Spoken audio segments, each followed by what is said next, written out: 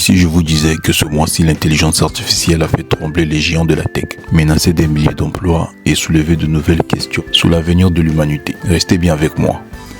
Dans cette vidéo, on va parcourir ensemble les 10 actualités d'IA les plus marquantes de ce mois d'août 2025. Et je vous garantis que la 10e actualité va vous surprendre. Bienvenue sur J'aime apprendre, la chaîne où l'on décortique les grandes tendances technologiques pour mieux comprendre le monde qui nous entoure. Aujourd'hui, je vais vous présenter un condensé clair et détaillé de l'actualité pour ce mois d'août 2025 de l'intelligence artificielle. Vous allez voir entre Elon Musk, Apple, Meta, OpenAI et même la Corée du Sud. Vraiment, ce mois était très explosif. Ça a chauffé les gars. Et surtout, reste jusqu'à la fin, comme je t'ai dit, car je vais te donner un aperçu de ces événements. Première actualité, Elon Musk et la natalité boostée par l'intelligence artificielle. Donc Elon Musk a encore fait parler de lui, comme d'habitude. Cette fois-ci, il n'envoie pas des fusées dans l'espace ou des voitures, avec une idée complètement inattendue cette fois-ci. Selon lui, l'intelligence artificielle pourrait stimuler la natalité mondiale. Donc, on poussait les gens à faire plus de bébés. Oui, tu as bien entendu. L'intelligence artificielle pourrait influencer notre cerveau, le cerveau humain, je parle. Il pourrait raviver nos désirs, nos motivations et même notre envie d'avoir plus d'enfants, apparemment. Une annonce qui a déclenché des moqueries, C'est toujours toute idée. Il y a des gens qui se moquent. Après, c'est eux qui courent pour essayer de comprendre comment c'est possible. Donc, ça a déclenché des moqueries, des inquiétudes. Est-ce que c'est une provocation, Elon Musk, encore pour faire parler de lui, ou bien c'est quelque chose de possible? Qu'est-ce que toi tu penses? Est-ce que l'intelligence artificielle peut t'encourager, toi, ou aurait cette capacité à te pousser à faire des enfants? Ou c'est juste, une actualité encore pour faire parler de l'intelligence artificielle? Actualité numéro 2, Meta mise tout sur la super intelligence. Donc Meta, c'est Facebook, ceux qui sont encore en 2000, je ne sais pas combien. Donc, pendant ce temps, Meta continue sa course effrénée. Le groupe de Mark Zuckerberg investit massivement dans ce qu'ils appellent la super intelligence. Ils ont créé un laboratoire spécial Meta. Super Intelligence Lab, ils recrutent les meilleurs talents venus de Google, DeepMind, Anthropic ou encore OpenAI. Le tout a commencé par un contrat clou de 10 milliards de dollars que Meta a signé avec Google. Meta veut clairement être en première ligne quand viendra le temps de l'IA plus avancée que l'humain. Mais certains analystes se demandent, est-ce vraiment visionnaire ou simplement une bulle prête à éclater? Donc voilà, en résumé, c'est simplement Facebook, anciennement Facebook, qui est aujourd'hui Meta plutôt, qui signe des gros contrats avec Google. Ils recrutent des experts d'un peu partout pour pouvoir être là quand l'intelligence, c'est-à-dire, parce que là, vous voyez que dès que OpenAI est sorti, il y a X qui a lancé Grok, X dans Twitter qui a lancé Grok. Il y a l'Europe qui a lancé... L'Europe a lancé quoi déjà? Mistral. Donc chaque pays, la Chine a lancé QuenAI, DeepSeek, tout cela. Mais ça, c'est juste le niveau de base de l'intelligence artificielle où il fait le perroquet. Et Meta, lui, veut que quand l'intelligence artificielle sera au niveau de l'AGI, de la super intelligence, c'est-à-dire capable de raisonner comme un humain, de réfléchir, pas seulement de répéter dis papa, papa, dis maman, maman. Non, l'intelligence artificielle va atteindre un niveau où il va plus juste aller récupérer les données qui sont sur Internet, parce que là, ce qu'il fait, c'est qu'il résume tout ce qu'il y a sur Internet, tout ce qu'il y a comme données. Après, 2 fois, il est coaché, il est formé. Mais cette fois-ci, il va penser par lui-même. Je ne sais pas si vous voyez la capacité, en fait. Donc, l'intelligence artificielle, entre parenthèses, aurait des capacités cognitives, ce qu'on appelle l'AGI. Il va devoir réfléchir par lui-même, inventer, créer. En gros, comme un humain. En parenthèse, l'intelligence artificielle va devenir un humain, mais qui restera dans une machine, en fait. Voilà, dans un robot. Actualité numéro 3.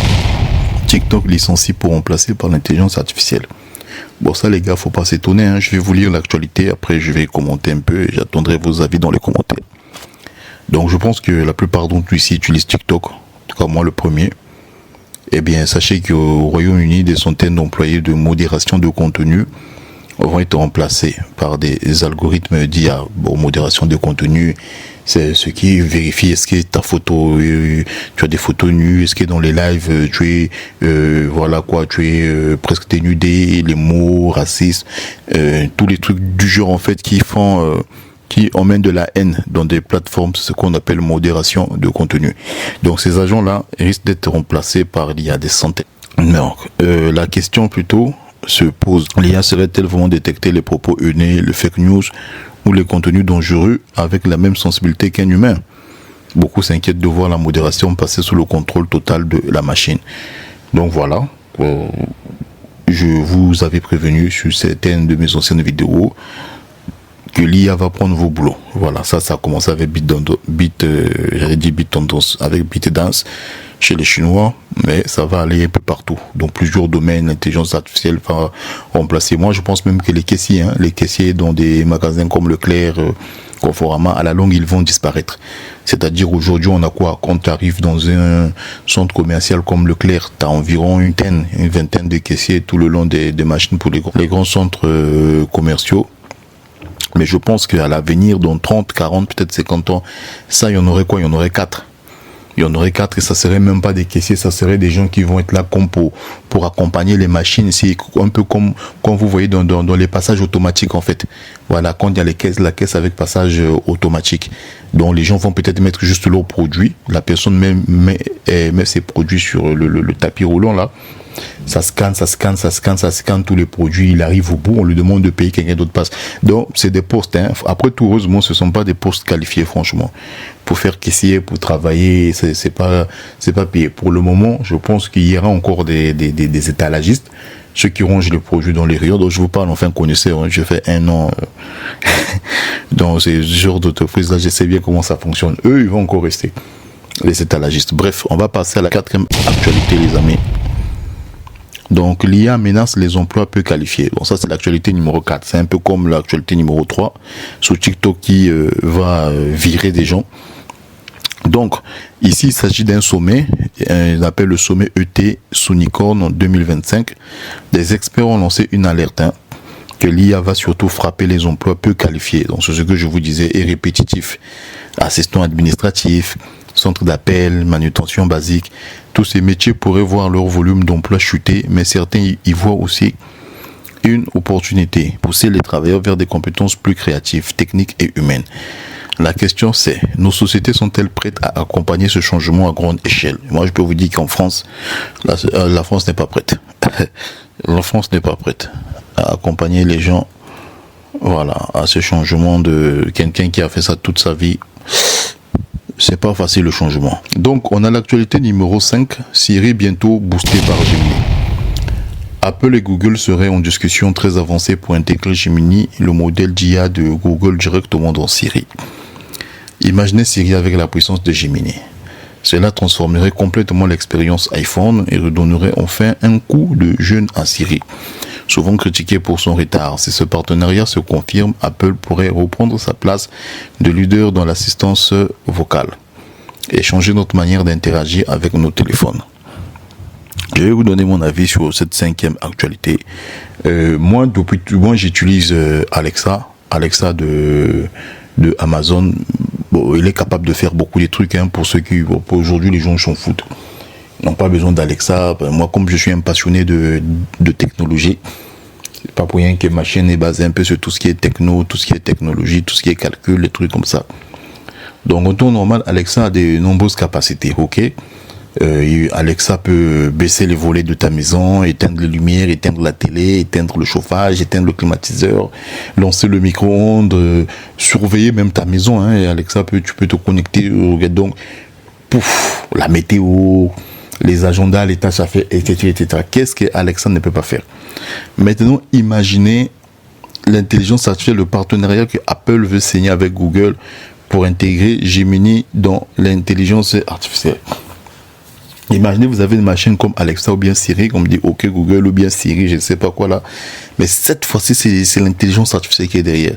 Les gars, vous n'êtes pas prêts à ça. C'est-à-dire que tu es assis sur ton canapé, ta voix fait tout. Tu es un peu comme Dieu, tu vois. Tu deviens Dieu, entre parenthèses. Tu es assis là, tu dis, allez, Siri, nettoie la maison. Et il y a ton robot les robots pour nettoyer les maisons là, voilà, qui commencent à défiler dans toute la maison, couloir, douche, tout, il nettoie. Quand tu finis, tu lances la machine à laver. Allez Siri, nettoie les assiettes sales. Bon, il faut t'élever pour ranger quand même les assiettes. Bref, donc c'est pour vous donner un peu d'autres idées pour imaginer à quel niveau les gens pourront peut-être vivre dans les années à venir, d'ici 50 ans, d'ici 60 ans, bien 100 ans. Qui va te nettoyer encore la maison? Qui va balayer? Qui va préparer? Même qui va préparer? Je pense pas que les gens vont préparer. Tu vas avoir des légumes prêts déjà découpés que tu vas placer dans ta machine. Tu as plusieurs menus de plats. Tu dis, Alexa, je veux un bouillon aujourd'hui. Et la machine te couille. Quand c'est fait, toi, tu sors. Bien sûr, tu as coupé les légumes et autres. Quand c'est fait, tu sors. Et même que plus tard, c'est même plus toi qui vas couper ces légumes. Peut-être que tu vas vivre avec, je sais pas moi, avec Figure 01 ou bien avec Optimus qui va faire ce travail. Écoutez, je pense que ça serait intéressant de faire une vidéo pour voir un peu 100 ans, à quoi va ressembler 100 ans ou bien 200 ans pour l'avenir. Ça serait incroyable. Je ferai une vidéo sur ça. Dites-moi si ça vous intéresse, je vous ferai une vidéo. Donc on va passer à l'actualité numéro 6. L'actualité numéro 6, la Corée du Sud fait de l'intelligence artificielle sa priorité nationale. Face au ralentissement économique, la Corée du Sud a décidé de miser sur l'intelligence artificielle comme levier de croissance. Le gouvernement vient d'annoncer un plan colossal de 100 milliards de won, soit plus de 70 milliards de dollars, pour soutenir 30 projets stratégiques. Cela va de la robotique à l'automobile en passant par les appareils domestiques intelligents. Un investissement titanesque qui montre que certains pays ne veulent pas seulement consommer l'IA, mais la maîtriser pour en devenir les leaders mondiaux. Bon, là, rien de surprenant. La Corée du Sud, c'est déjà un pays qui est bien ancré dans la technologie. Donc, apprendre que l'État va mettre sur la table près de 70 milliards de dollars pour soutenir des projets stratégiques, bon, ça n'a rien d'étonnant à part de nos amis coréens, à part seulement d'autres pays de s'en inspirer. Voilà. Notamment l'Afrique, où on ne sait pas l'État met l'argent pourquoi. Actualité numéro 7, Sam Altman provient d'une bulle IA. Sam Altman, PDG d'OpenAI, tire la sonnette d'alarme. Selon lui, écoutez bien cette actualité numéro 5. Selon lui, l'IA vit actuellement une bulle comparable à celle d'Internet au début des années 2000. Les investisseurs injectent des milliards, les valorisations montent en flèche, mais beaucoup de projets ne sont pas encore rentables. OpenAI lui-même, malgré une valorisation estimée à 300 milliards de dollars, reste déficitaire. Une mise en garde sérieuse qui invite à se demander, l'IA est-elle surcotée ou simplement au tout début d'un cycle qui va exploser? Donc voilà, OpenAI, encore lui. Notre ami Sam Altman, j'ai fait une vidéo sur lui là. On va revenir sur l'actualité numéro 9 sur Sam Altman. On va détailler un peu plus, parler un peu de ses projets à lui. Pour le moment, passons à l'actualité numéro 8. Meta suspend ses recrutements d'intelligence artificielle. Autre nouvelle du côté de Meta, après avoir recruté à tout va dans ses divisions, l'IA, l'entreprise a décidé de geler temporairement les embauches. Cela ne veut pas dire qu'il ralentit sur l'intelligence artificielle, mais plutôt qu'il prenne une pause stratégique. Mais continue d'investir massivement dans les serveurs, les infrastructures nécessaires, mais semble vouloir éviter l'emballement. Preuve que même les géants prennent conscience du risque de surchauffe dans le secteur. Enfin, revenons chez Sam Altman. Je ne sais pas pourquoi j'aime trop ce gars. Donc, GPT-5, une avancée qui fait peur. Parlons maintenant d'OpenAI. ChatGPT-5 est arrivé ce mois-ci. Je crois que vous avez partout entendu parler. Ceux qui suivent l'actualité sur l'intelligence artificielle, vous avez entendu parler GPT-5, GPT-5, GPT-5. GPT-5, waouh. Il est arrivé ce mois d'août, hein. Et Sam Altman lui-même, écoutez, Sam Altman lui-même avoue en avoir peur. Je vais lire, après je vais vous donner mon avis. Il compare son lancement à un projet Manhattan, c'est-à-dire un projet aux conséquences imprévisibles, comme l'invention de la bombe atomique. Pourquoi cette peur? Parce que ChatGPT-5 est non seulement plus puissant, mais aussi plus autonome et capable de prendre des initiatives. Certains chercheurs doutent que l'on franchisse une ligne rouge dans la gestion de ces modèles. Maintenant, je vais vous dire ce que j'en pense. Après, si vous êtes restés jusqu'au bout, on va passer à la 10e actualité. Moi, je pense que Sam Altman, je vais être cru, c'est un menteur. Je pense que Sam Altman, c'est quelqu'un qui a compris l'importance du marketing dans les projets. Et il mise tout. Pour moi, la force de Sam Altman, de ChatGPT et de OpenAI, ce n'est pas forcément les capacités de ChatGPT ou d'OpenAI, c'est le marketing. Ces gars-là parlent tellement trop, ils inventent tellement trop, ils disent tellement de choses sur ChatGPT qu'au final, il n'y a rien en fait. Moi, je ne veux pas m'éterniser là-dessus. Il y a beaucoup de vidéos sur Internet qui montrent que ChatGPT 5 ne sert à rien, s'il faut être clair. Il n'y a rien de différent entre ChatGPT 5 et ChatGPT 4. Et ChatGPT 4 ou les autres versions, il n'y a aucune, je vous mets au défi, mettez-moi dans les commentaires si vous voulez l'utiliser, de voir la différence. Vous pouvez aller chercher sur Internet. Ne vous inquiétez pas, j'ai lu les articles, ChatGPT 5 est capable de dire, je sais pas, c'est pas vrai. Je vous dis, c'est pas vrai. Il fait les mêmes erreurs que ChatGPT 4 et toutes leurs analyses qu'ils font, comme nous, les personnes lambda. Nous n'avons pas les données sur ces analyses-là. On peut pas faire les analyses comme eux. Donc, ils ont le monopole, le pouvoir de nous dire ce qu'ils veulent. Par exemple, ils disent que ChatGPT 5 fait 45% de marge d'erreur au moins que ChatGPT 4. Donc, ChatGPT 4 fait plus d'erreurs, fait plus de 50% plus d'erreurs que ChatGPT 5. Ça veut rien dire cette information. Parce que pour eux, oui, ils font ça. Mais pour ceux qui investissent dans leurs entreprises, qui attendent le retour, vous prouvez ça comment? Ça se demande comment en fait. Moi, j'ai utilisé ChatGPT 4 et franchement, je préfère ChatGPT 4. J'ai utilisé ChatGPT 5. ChatGPT 5 commence vraiment. Il n'y a aucune, je répète, il n'y a aucune différence entre ChatGPT 5 et ChatGPT 4, à part ces investisseurs qui arrêtent pas de soutenir OpenAI. Je dis pas qu'il faut pas soutenir OpenAI, qu'il faut pas. Moi-même, je paye l'abonnement à plus de 20 €, mais je trouve que ils en font un peu trop sur les promesses. Voilà. Maintenant, celui qui pense que c'est autre chose, vous pouvez toujours laisser les avis dans les commentaires. Enfin, on va passer à la deuxième actualité. Il s'agit des startups et d'investisseurs face au dilemme IA.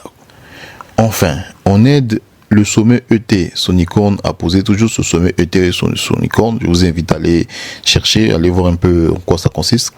A posé une question essentielle. L'argent qui afflue vers les startups d'intelligence artificielle est-il un simple effet de mode? Ah, c'est ce que je disais sous ChatGPT 5. Ou le signe d'une disruption majeure de marché. De nombreux investisseurs misent sur des petites structures capables de bousculer les géants. Mais avec l'incertitude qui plane, personne ne sait vraiment si ces startups seront les Google de demain ou les victimes d'une bulle qui éclate.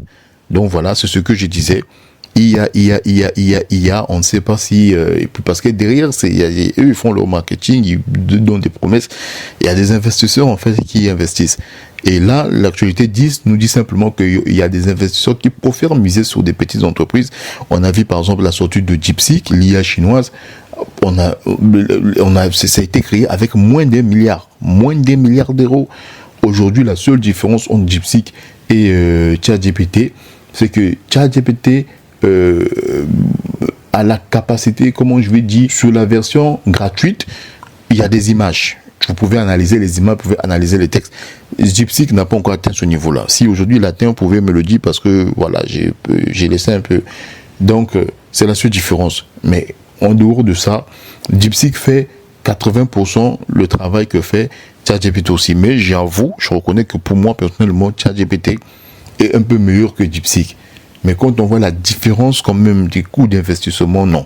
Je trouve que c'est abusé. DeepSeek qui a été fait à moins, je dis bien moins d'1 milliard, moins de 500 millions de dollars pour lancer cette IA. Moins de 100 millions de dollars pour lancer DeepSeek. Alors que on est à des dizaines de milliards, des vingtaines de milliards pour lancer ChatGPT, c'est n'importe quoi. Voilà. Donc, avant de passer à la conclusion, dites-moi en commentaire parmi toutes ces 10 actualités, laquelle vous semble la plus inquiétante? Quels sont vos avis par rapport à ce que j'ai dit? Vous pensez que voilà, ça promet l'IA, ça va changer des choses? Vous pensez que Sam Altman, des grands PTG, ils abusent dans le marketing quand ils promouvoient leur nouvelle version d'IA qui va sortir? Et que pensez-vous des partenariats entre Siri et Siri quoi déjà, entre Siri et Google? Que pensez-vous des partenariats entre Meta et Google aussi? Voilà, donc que pensez-vous de la Corée du Sud qui met 70 milliards de dollars pour miser sur les capacités de l'intelligence artificielle pour la maîtriser afin qu'elle puisse faciliter la vie au quotidien? Avez-vous peur pour vos emplois? Pour vous qui faites des travaux de base, des petits travaux, avez-vous peur? Est-ce que c'est le temps maintenant de vous former, vous aussi peut-être sur l'intelligence artificielle ou sur des métiers un peu plus manuels que l'intelligence artificielle ne pourrait pas remplacer demain? Donc, que pensez-vous? J'attends vos réponses aux commentaires, d'accord?